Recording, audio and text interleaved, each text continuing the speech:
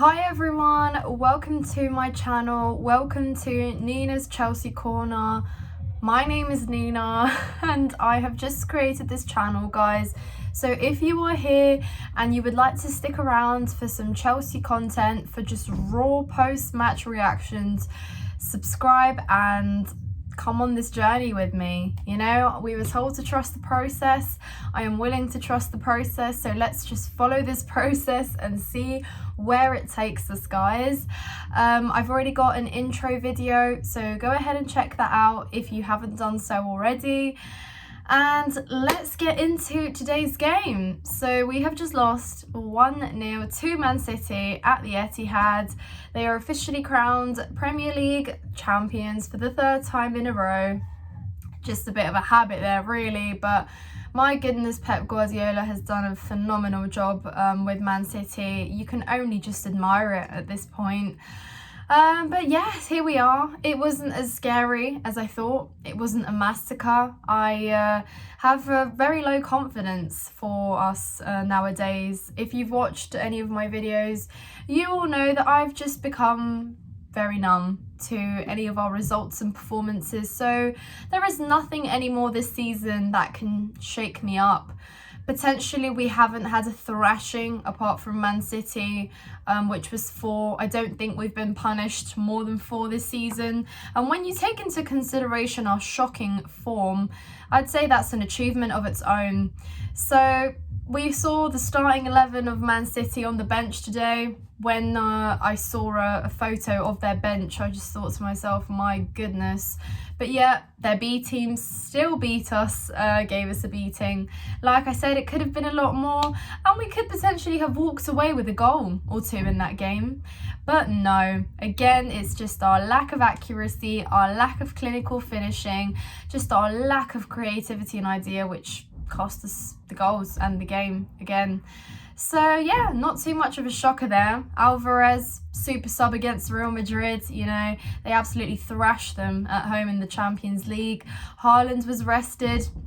He hasn't had a good go at us this season, so I thought maybe if he is coming on, he's going to be hungry, but Julian Alvarez finished that job for him, which just reiterates how crazy Man City's squad depth is. You know, it's absolutely crazy. And when you think our biggest problem has been goal scoring and it's been impossible, to see it be done so easily by Man City is just, yeah, well, what can you say?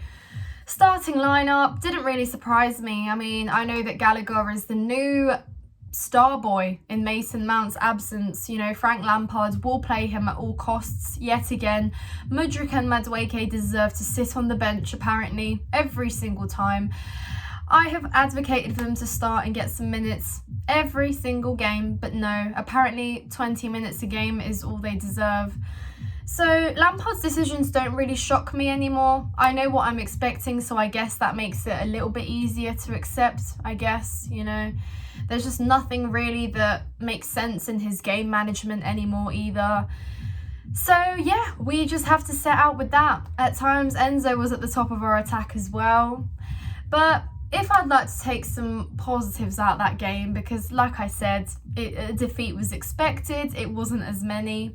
Was it a good performance? No, but at the end of the day, there was a few things here and there, and Lewis Hall is among those things, I'd say. You know, he was a light in a darkness when we played Man City. Last year at the Etihad, he sparked.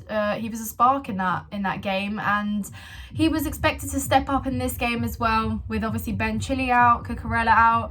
You know, we've seen Lewis Hall occupy a midfielding role. We've seen him occupy a left back, left wing back, and he's got a very strong left foot. He's a very physical player, and he had a similar fantastic cross to João Felix in the Forest game, and he delivered something similar to Conor Gallagher as well today, who was short of scoring, hit a post, nevertheless could have been a goal, could have easily been an assist for Lewis Hall.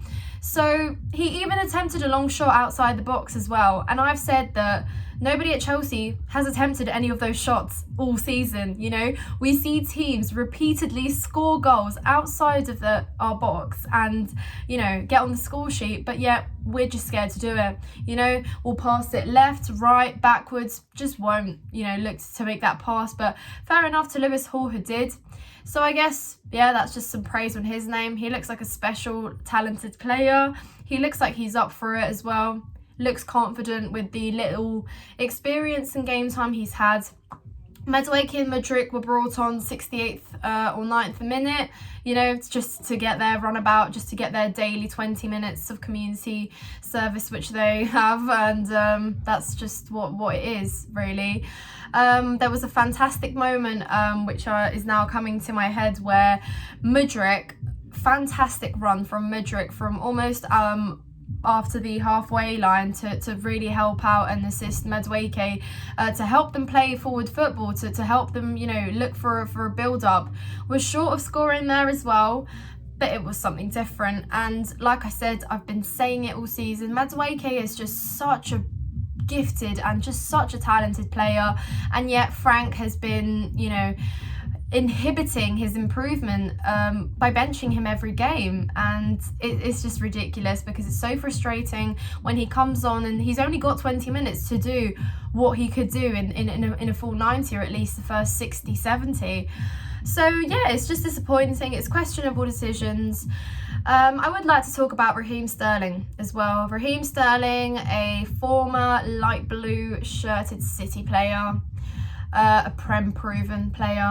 I think Man City were mocking him, basically saying, look, this is why we released him, this is why we gave him to you, exactly because of this.